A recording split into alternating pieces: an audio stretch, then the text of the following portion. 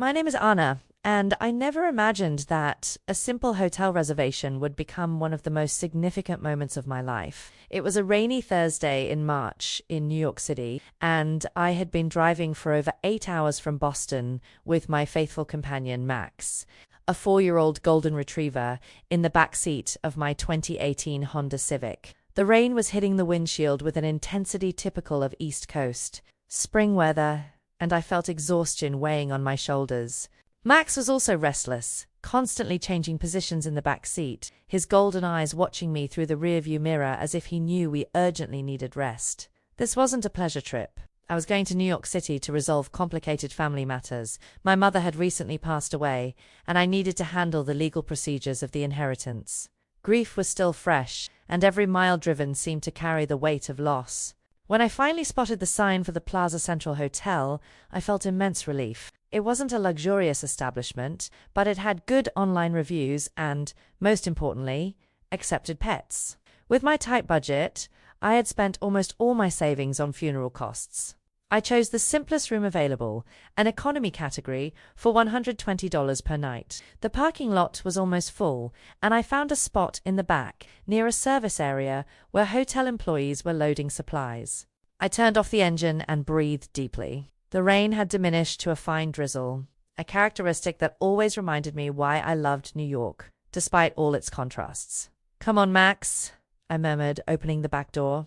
He jumped out elegantly, wagging his tail and stretching his paws after the long hours of travel.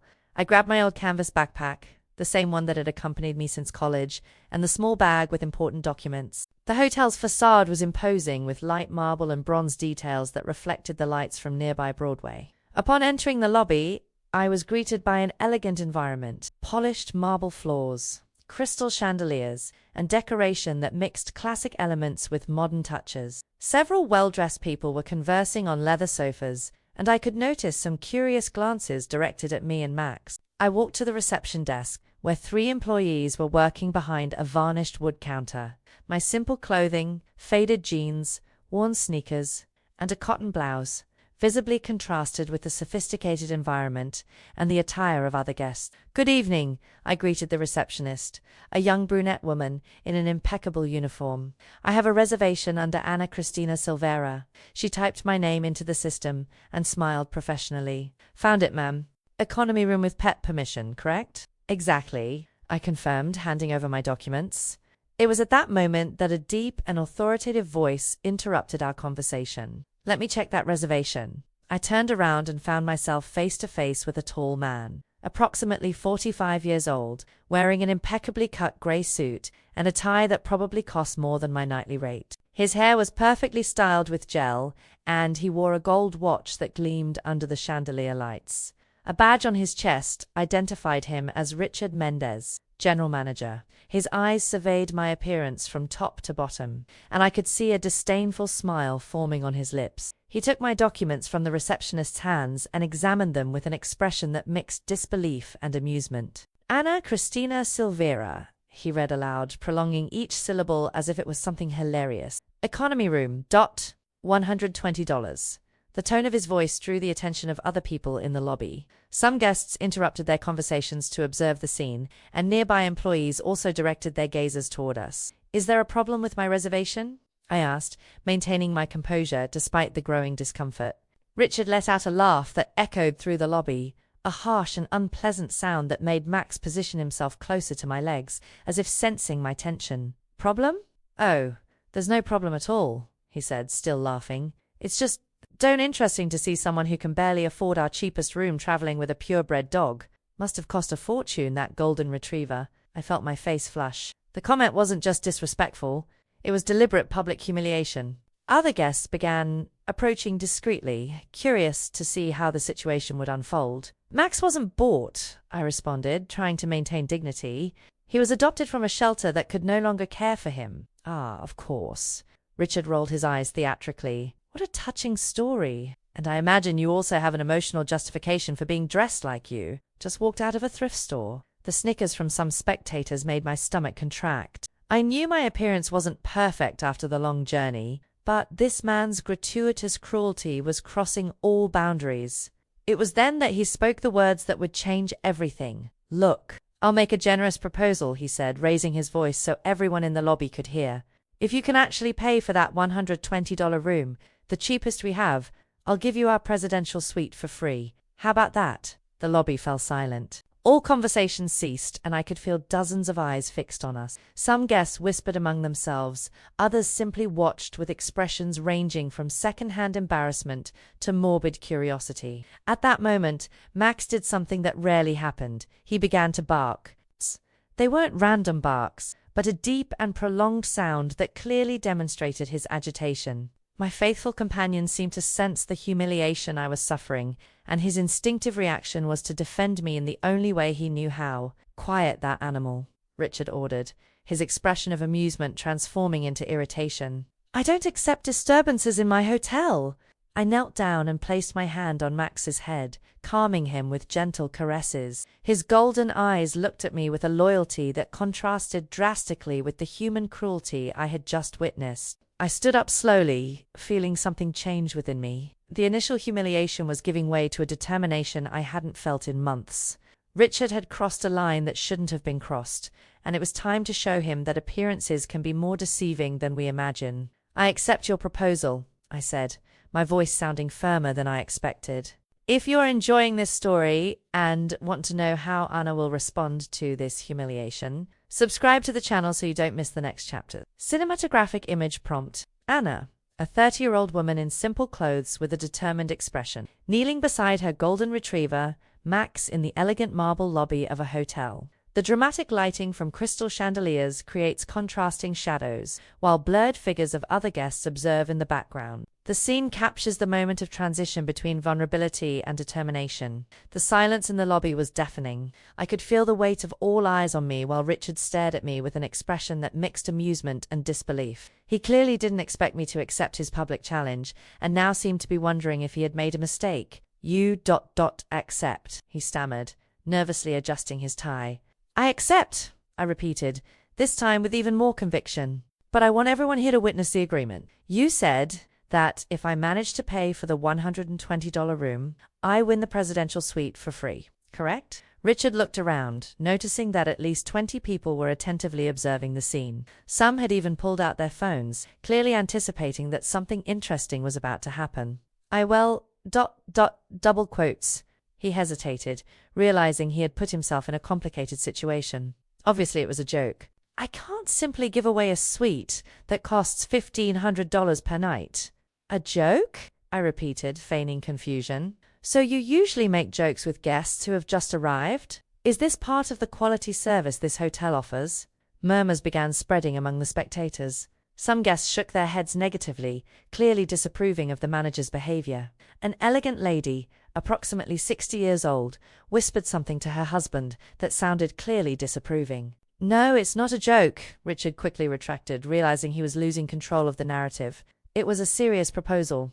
I just don't believe you have the money." "Ah, I understand," I said, opening a smile that had taken me years to perfect in business meetings. "You doubt my financial capacity based on my appearance. Is that it?" The tension in the air was palpable. Richard was clearly uncomfortable, but his pride wouldn't allow him to back down. He straightened his shoulders and assumed a more arrogant posture. "Frankly, yes.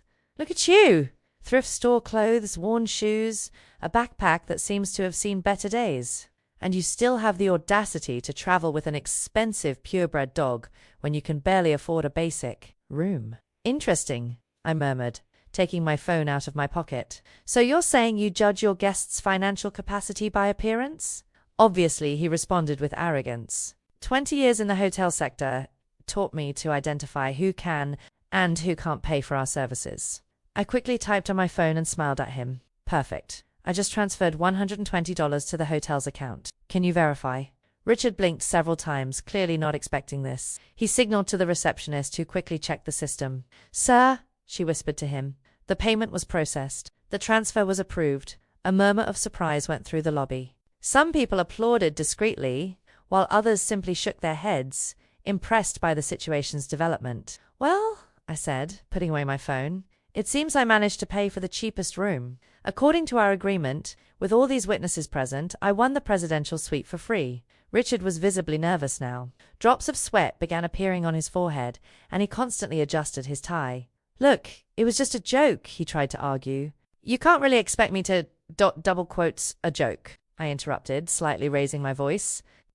You publicly humiliated a guest, questioned my financial capacity, and made a specific proposal in front of all these witnesses. Now that I've fulfilled my part, you want to call it a joke? Don't miss the next chapter. Subscribe to the channel to discover Aina's true identity and how this situation will be resolved. At that moment, I realized it was time to show my true identity. I took out my wallet and pulled out a card I rarely used when I wanted to go unnoticed. I extended it to Richard with a smile that mixed satisfaction and a hint of malice. Since you like judging by appearances so much, I said calmly, allow me to introduce myself properly. Richard took the card with slightly trembling hands. His eyes widened as he read, and color literally drained from his face. He looked from the card to me, then back to the card, as if he couldn't process the information. This can't be true, he stammered. Ana Cristina Silveira, I read aloud so everyone could hear. CEO and founder of Silveira Holdings, specializing in hotel investments in Latin America. The impact was immediate. An even deeper silence took over the lobby, interrupted only by the sound of gentle rain against the windows. Some people whispered among themselves, others simply stood open-mouthed. I continued, taking advantage of the moment, that my company owns a portfolio of hotels in 17 countries, including some establishments here in New York City. Coincidentally, we were evaluating this hotel for possible acquisition. Richard was pale as paper. His hands trembled visibly while still holding my business card. Mrs. Silveira, he stammered, I didn't know. Had no idea. Obviously, I replied dryly. If you had known, you would have treated me with respect from the beginning, but that wasn't the point, was it? Max, who had remained calmly by my side during the entire conversation, chose that moment to sit elegantly, as if he knew the drama was coming to an end.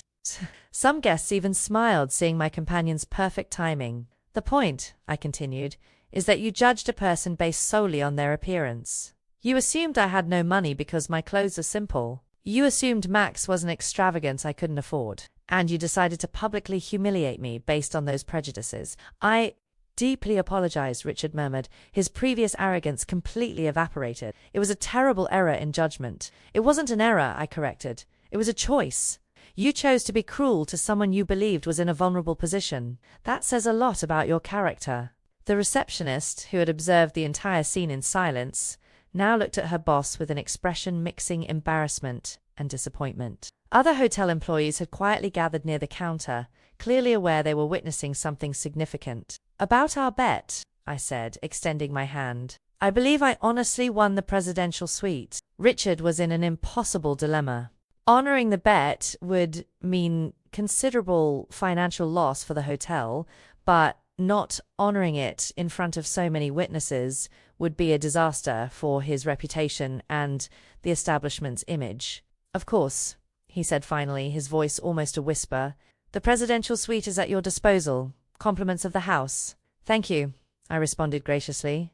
But don't worry about the cost. I'll pay for the suite normally. What's important here isn't the money. The confusion on Richard's face was evident. If I was going to pay anyway, why all this drama? What's important, I explained, noticing his confusion, is the lesson. Never judge a book by its cover, Richard. The poorly dressed woman you humiliated today could be the hotel owner tomorrow. The disheveled young person could be a food critic. The noisy family could be investors looking for new opportunities. I paused, allowing my words to be absorbed not only by Richard, but by everyone who was listening. In the hospitality sector, I continued, we treat each guest with respect and dignity not because we know who they are, but because it's simply the right thing to do.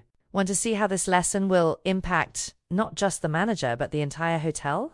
Subscribe to follow the next chapters of this inspiring story. Cinematographic image prompt. Ana in the foreground in the elegant hotel lobby, holding her executive business card with a serene but determined expression. Richard in the background, visibly shaken and pale, holding the card with trembling hands.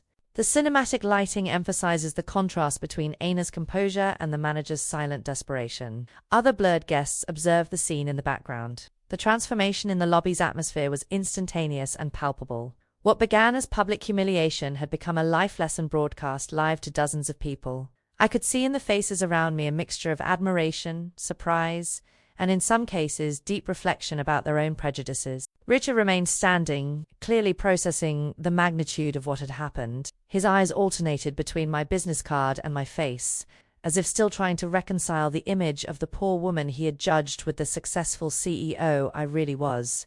"May I ask," said a voice behind me, "why you chose to dress so simply if you knew you might face this type of situation?" I turned and saw a man of approximately 50 years, well-dressed, who had observed the entire scene. His question was genuine, without malice, and I could perceive that he really wanted to understand. "It's an interesting question," I replied, smiling. "I'll tell you what happened today, and maybe that will clarify some things." Max stood up and positioned himself beside me, as if he knew I was about to share something important. I petted his golden head while organizing my thoughts. "You saw a poorly dressed woman arrive at an expensive hotel with a purebred dog," I began. "You made assumptions based on that superficial observation, but the truth is much more complex." I paused, noticing that more people had approached. Hotel employees, guests who were in the elevator, even the doorman had come in to listen. "I'm returning from Boston, where I just buried my mother," I revealed, feeling my voice tremble slightly. "She died of cancer after a 2-year battle. During that period, I practically stopped working to care for her personally." The silence in the lobby deepened, but now it was respectful silence, not morbid curiosity. "My mother always taught me that money doesn't define a person's character," I continued. "She was an elementary school teacher in a public school. She earned a modest salary, but she was one of the richest people in spirit I've ever known." I looked directly at Richard, who seemed to be shrinking with each word. "When she got sick, I could have hired private nurses, put her in the best private hospitals, surrounded her with luxury. But do you know what she asked me? For me to take care of her myself so we could spend time together as mother and daughter, not as patient and professional caregiver." I felt tears forming in my eyes, but continued. "So that's what I did. I sold several personal properties to reduce my workload. I moved to a simple house near hers. I learnt to cook her favorite foods, accompanied her to all medical appointments, slept in a chair beside her hospital bed." Max leaned his head against my leg, as if sensing my emotion. Several people in the lobby were visibly moved. "And Max?" asked the elegant lady who had observed the scene from the beginning. "How did he come into your life?" I smiled, petting my faithful companion. "Max belonged to a family that lived next to my mother. When the owner became unemployed and could no longer care for him properly, my mother suggested I adopt him. 'Aina,' she said, 'you're going to need company when I'm no longer here.'" The emotion in my voice was impossible to hide now. She was right. Max accompanied me during the last months of her life. He would lie at the foot of her hospital bed, as if he knew he was protecting someone special. And when she died last week, it was Max who prevented me from falling into complete depression. Don't forget to subscribe to the channel to see how this emotional story continues. Richard finally found the courage to speak. "Mrs. Silvera," he said, his voice loaded with remorse, "I didn't just misjudge you. I was cruel at a moment when you were dealing with devastating loss. There's no excuse for my behavior."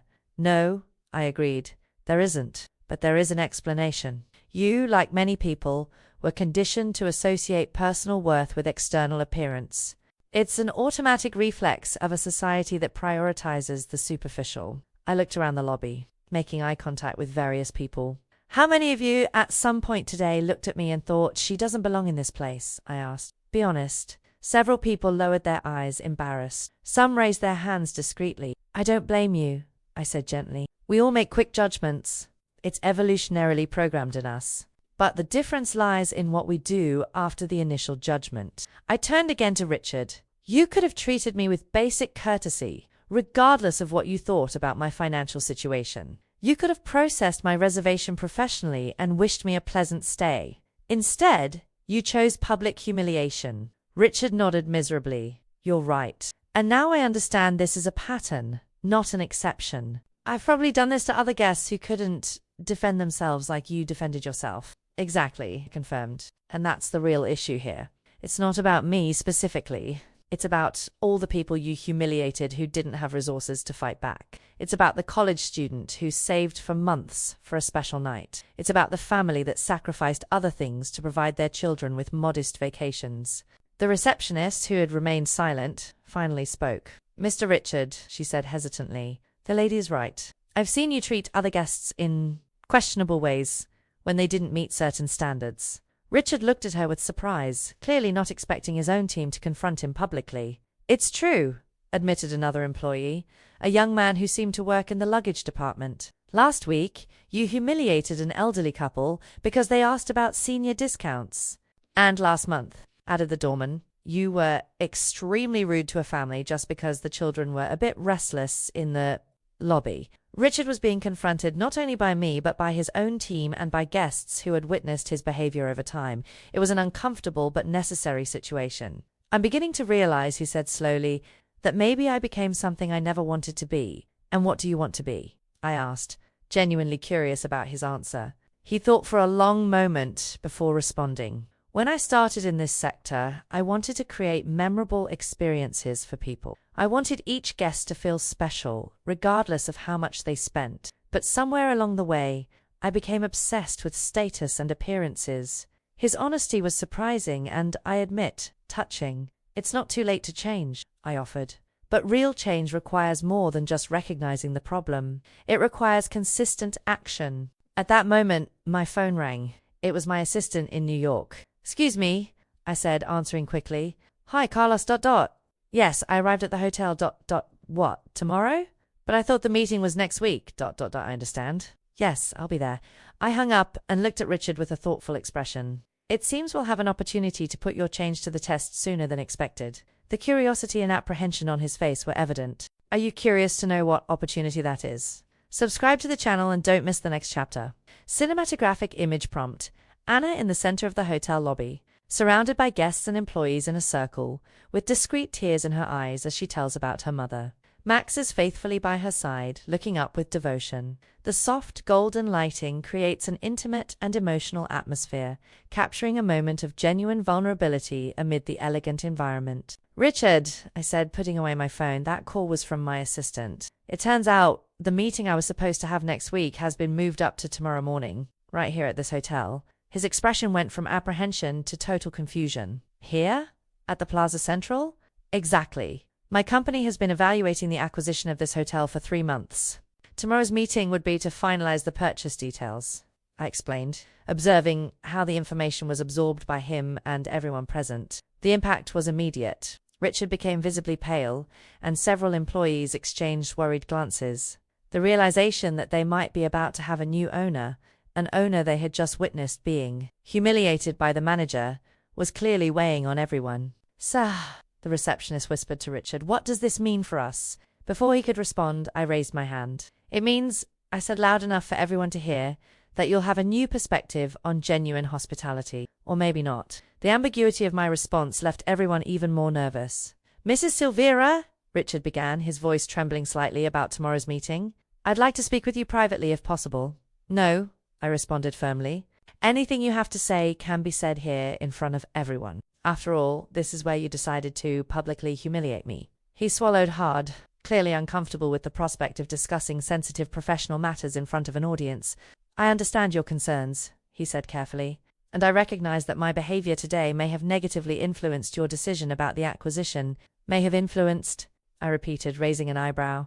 "Richard, you just demonstrated exactly the type of organizational culture my company works to eliminate." Max, who had remained patiently by my side, chose that moment to sit and observe the entire scene with his intelligent eyes. Several people smiled discreetly, seeing how my companions seemed to be following the conversation. "But here's the thing," I continued, "and this is a valuable lesson for all of you who work in hospitality. Every interaction with a client is an opportunity to build or destroy reputations. You never know who's watching, who's evaluating, who might influence the establishment's future." I paused, allowing the lesson to be absorbed. In today's case, the person you humiliated happens to be someone who could become your boss. But what if it were a food critic, a travel influencer, an anonymous investor, or simply a human being who deserves to be treated with dignity? The doorman, an older man who had clearly worked in the sector for decades, nodded vigorously. "You're absolutely right, ma'am," he said. "I've worked in hotels for 30 years, and I always taught young people, treat the guest in the cheapest room as if he owned the hotel." "Exactly," I agreed, smiling at him.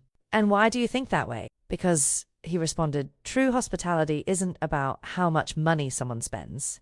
It's about making each person feel valued and respected. Richard was listening attentively, and I could see something changing in his expression. The defensiveness was giving way to genuine understanding. "You're right," he said, looking at the doorman and then at me. "I lost sight of what it really means to work in hospitality. The question is, what are you going to do about it?" I asked. He thought for a moment before responding. "I want to change, not just to save my job, but because I realize I became a version of myself that I don't like." The sincerity in his voice was evident, but I had seen many people promise changes in moments of crisis, only to return to old habits when pressure decreased. "Words are easy, Richard. Actions are different. If you really want to change, you need to show me how." "How?" I looked around the lobby, noticing that our conversation had attracted even more people. Some guests who were dining in the restaurant had come out to see what was happening. "First thing," I said, "you're going to personally apologize to all employees who witnessed your inappropriate behavior in the past. Not generalized apologies, but specific acknowledgement of each situation." Richard nodded immediately. "Done. And then you're going to implement a genuine hospitality training program for the entire team, including yourself, of course. What else?" I smiled, seeing he was genuinely committed to change. "You're going to create a system where any employee can anonymously report discriminatory behavior from management without fear of retaliation." "That's a bit radical," he hesitated. "Richard," I said firmly, "you publicly humiliated a guest less than an hour ago." "Radical's exactly what you need." Several employees murmured approval. It was clear they had witnessed or suffered problematic behaviors in the past. "Furthermore," I continued, "you're going to personally compensate all guests who were mistreated here in recent months. You're going to find a way to contact them and make things right." The magnitude of what I was proposing was clearly frightening Richard, but he didn't back down. "And if I do all this," he asked hesitantly, "would that influence your decision about the acquisition?" The question everyone was waiting for had finally been asked. I could feel the tension in the air increasing as everyone awaited my response. Want to discover what Anna's final decision will be? Don't forget to subscribe to the channel to follow how this incredible story ends. "That's an interesting question," I replied, making a dramatic pause. "But before answering it, I want everyone here to understand something important about leadership and organizational change." I walked a few steps, creating some space between Richard and me, allowing everyone to see me clearly. Real change in an organization doesn't happen because the boss decides to implement it from the top down, I explained. It happens when each person, at every level, decides they want to be part of something better. I looked at each employee individually. "You," I said, pointing to the team, "have the power to create the culture you want to work in. You interact with hundreds of guests per week. Each of you can choose to make those interactions positive or negative experience." The receptionist raised her hand timidly. "Mrs. Silvera, may I ask a question?" "Of course. If you buy the hotel, will Richard be fired?" The direct question surprised some present, but I appreciated her honesty. "That's a decision I haven't made yet," I admitted. "Firing someone is easy. Helping someone grow and change is much harder, but also more rewarding." Richard looked at me with an expression of cautious hope. "What I'm proposing," I continued, "is an observation period. Richard will have 3 months to demonstrate real and sustainable change, not just in how he treats guests, but in how he leads his team and cultivates a culture of genuine respect." "And if he can't?" asked the young man from the luggage department. "Then he'll realize himself that he doesn't belong in this position," I replied. "Real change is self-evident. It doesn't need to be forced or faked." I looked directly at Richard. "Do you accept these terms?" He took a deep breath before responding. "I accept. And thank you for giving me an opportunity I probably don't deserve." Cinematographic image prompt. Anna in the foreground in the hotel lobby, discreetly pointing to the employees gathered around while explaining about leadership. The cinematic lighting highlights her determined but compassionate expression. Richard appears in the background with an expression of cautious hope, while the hotel team listens attentively. Max is sitting elegantly beside Anna, observing the scene with his intelligent eyes. 3 months had passed since that transformative night at the Plaza Central. As I write these words from my new penthouse in New York City, Max lying comfortably beside me, I'm still impressed by how deeply that experience changed not only Richard's life, but my own perspective on leadership and second chances. The hotel acquisition was finalized 2 weeks after our initial encounter. I kept my word about giving Richard 3 months to demonstrate real change, and I must admit he exceeded all my expectations in ways I didn't anticipate. The first change I implemented was the installation of an anonymous feedback system for employees and guests.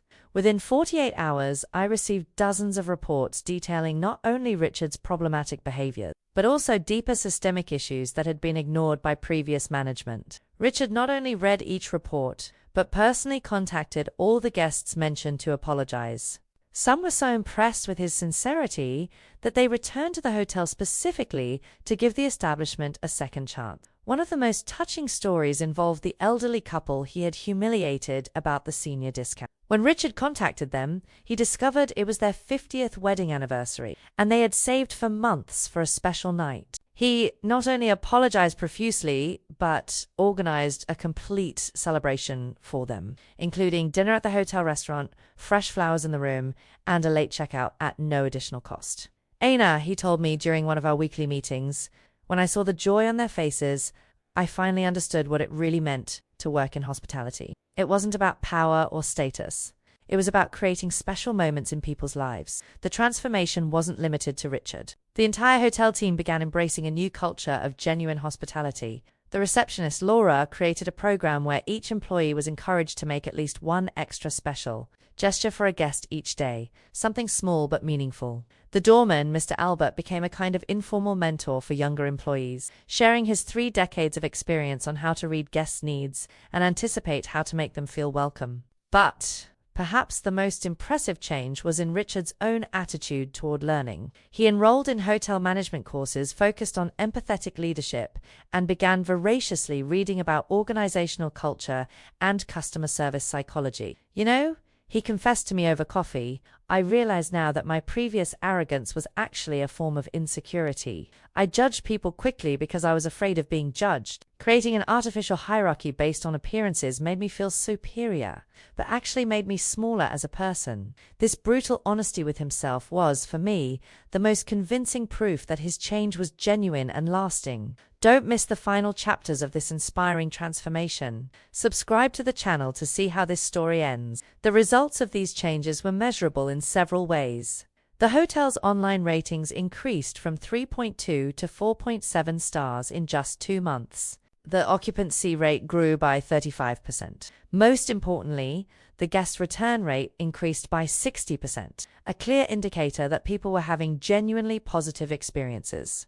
But the metric I was most proud of was the simplest: 0 complaints of discrimination or inadequate treatment for 3 consecutive months. During this period, I also learned valuable lessons about my own approach to leadership. Watching Richard transform made me reflect on how many times I myself had made quick judgments about people, even if I didn't express them as crudely. Max became a kind of unofficial hotel mascot. Employees frequently stopped to greet him when I visited, and some regular guests began asking about him. His constant presence during those first months of transition brought necessary lightness to some difficult conversations. Anna, Richard told me during one of our last evaluation meetings, Max taught me something important too. What was that? Genuine loyalty can't be bought or forced. It has to be earned through consistency, trust, and genuine care. He wasn't just protecting you that night. He was demonstrating the type of relationship we should have with all people in our lives. The depth of this observation surprised me. Richard had evolved from a superficial and arrogant manager to someone capable of extracting life lessons, even from a dog. At the end of the 3rd month, I called a meeting with the entire hotel team. It wasn't just to communicate my decision about Richard, but to celebrate what they had all accomplished together. The lobby was decorated with fresh flowers, and we organized a special dinner for all employees and their families. It was important to me that they understood we weren't just celebrating professional changes, but personal transformations that would impact their lives beyond work. 3 months ago, I began my speech. I arrived at this hotel as a tired guest, looking for just a place to rest. What I found was an opportunity to witness and participate in something much more significant: real human transformation. I looked at Richard, who was sitting with his wife and teenage children. Richard, you asked me if you would keep your position as manager after the observation period, I said, making a dramatic pause. The answer is no. The silence in the hall was absolute. I could see disappointment and sadness on the faces of many employees who had grown attached to the new Richard. You won't remain as manager, I continued, smiling, because you're being promoted to Regional Director of Hospitality for Silvera Holdings. Your responsibility will be to implement the cultural transformation programs we developed here throughout our entire network of hotels in Latin America. The explosion of applause and shouts of joy was deafening. Richard stood slowly, clearly emotional, tears streaming down his face. "You managed to prove," I said when the noise subsided, "that real change is possible when it comes from a genuine place of self-knowledge and desire for growth. Now I want you to help others make the same journey." His wife hugged him, whispering something in his ear that made him smile through the tears. "Ina," he said, his voice broken with emotion, "thank you for seeing something in me that I couldn't see in myself. And thank you for giving me the chance to become the person I should have always been." Are you following our transformation journey? Subscribe to the channel so you don't miss the emotional conclusion of this story. Cinematographic image prompt. Richard in the center of an elegantly decorated hotel ballroom, standing and visibly emotional with tears in his eyes, being applauded by employees and their families. Anna appears in the foreground observing with a satisfied smile, while Max sits beside her. The golden and festive lighting creates an atmosphere of celebration and redemption, capturing a moment of personal and professional triumph. A full year has passed since that fateful night at the Plaza Central. Today, as I watch Max playing in the garden of our new home, yes, I decided that New York City would be our permanent home. I reflect on how a simple hotel reservation triggered a series of changes I never could have anticipated. The cultural transformation program that Richard developed from our experience was implemented across 17 Silvera Holdings hotels in 8 countries. The results are consistently impressive: an average 40% increase in customer satisfaction, a 75% reduction in service complaints, and most significantly, a 90% employee retention rate, almost unheard of in the hotel industry. But the numbers, however impressive, don't capture the true impact of this journey. It's in the individual stories, the personal transformations, the small but meaningful moments of restored dignity, where the real value of this experience reveals itself. Laura, the receptionist who witnessed my initial humiliation, was promoted to customer experience manager. She developed a protocol where each new employee spends a day as a mystery guest at competing hotels, experiencing different levels of service to viscerally understand how small gestures can make enormous differences in someone's experience. Mr. Albert, the wise doorman, became our traditional hospitality consultant, traveling between our hotels to share his decades of knowledge about reading people and anticipating needs. His workshops became so popular that other hotel groups began requesting his consultancy. As for Richard, his transformation continued, surprising everyone. Last month, he published an article in Harvard Business Review titled "Humility as a Leadership Tool: Lessons from Public Humiliation." The article went viral in the corporate world, and he received invitations to speak at leadership conferences on 3 continents. He told me during one of our monthly conversations, "I realize now that that night wasn't about you humiliating me. It was about you giving me the opportunity to choose who I wanted to be from then on." His perspective on the initial event evolved from something he considered traumatic to something for which he feels genuinely grateful. This shift in mindset, for me, represents real emotional maturity. Max, my constant companion through all these changes, developed his own reputation in the corporate world. Several executives now insist on bringing their dogs to important meetings, citing the Max effect, the observation that the presence of a calm and well-behaved animal can reduce tensions and promote more honest conversations. But perhaps the most profound change happened in myself. The experience forced me to confront my own prejudices and assume a more humanized approach to business leadership.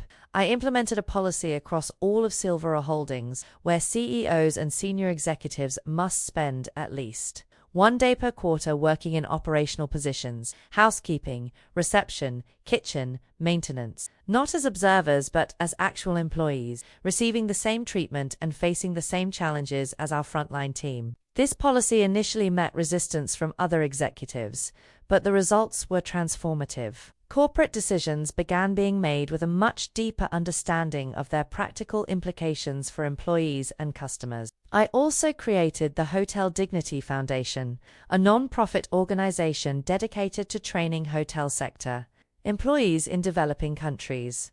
The foundation offers scholarships, mentorship programs, and resources for small establishments to implement genuine hospitality cultures. Richard leads the foundation's programs, and together we've already trained over 2,000 professionals in 12 countries. Each graduate receives not only technical training, but also education about human dignity, intercultural respect, and the importance of treating each guest as a unique human being. Anna Richard told me during our last foundation board meeting, "Have you ever stopped to think about how many lives were touched by those 10 minutes in the Plaza Central lobby?" The question made me reflect deeply. A humiliation that lasted less than 15 minutes resulted in changes that affected thousands of people, employees who found dignity in work, guests who received respectful treatment, families who could support themselves through more stable and satisfying jobs. Max, now 5 years old and still my most loyal companion, seems to intuitively understand the importance of the work we do. During visits to our hotels, he instinctively approaches employees who seem tense or worried, offering the kind of silent comfort that only animals can provide. Yesterday, I received a letter from Maria Santos, a housekeeper at our hotel in Miami. She wrote, "Mrs. Anna, before the Dignity Program, I cleaned rooms. Now, I care for experiences. The difference changed not only my work, but how I see myself." These are the messages that remind me why that difficult night was worth every moment of embarrassment. Looking toward the future, we're expanding our programs to the restaurant and tourism sector in general. The fundamental lesson remains the same. Genuine hospitality isn't about luxury or price. It's about recognizing and honoring the humanity in each person we encounter. For Richard, that night represented personal and professional rebirth. For me, it was a powerful reminder that real leadership means empowering others to discover the best in themselves, especially when they've made significant mistakes. Max taught me that unconditional loyalty and genuine love can coexist with healthy boundaries. He defended my dignity that night without ever becoming aggressive, demonstrating that protecting someone doesn't require destroying the aggressor.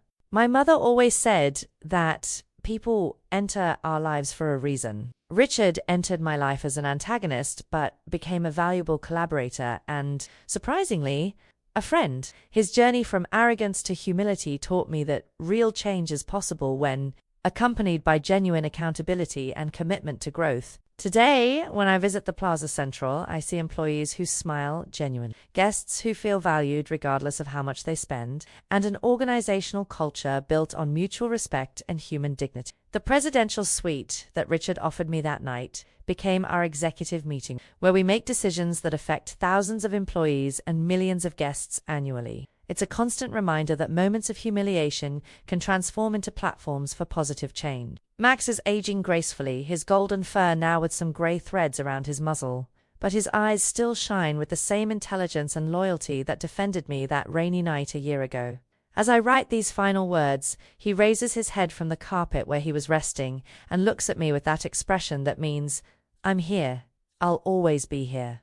And it's that constant presence, that unwavering loyalty, that reminds me daily of the importance of treating each person, each living being, with the dignity they deserve. The story that began with barks of indignation ends with a transformed hotel network, thousands of lives positively impacted, and a simple but powerful lesson: never underestimate the power of a well-used second chance. After all, sometimes we need public humiliation to discover who we really are and who we can become. Subscribe to the channel for more inspiring stories about transformation, second chances, and the power of human dignity.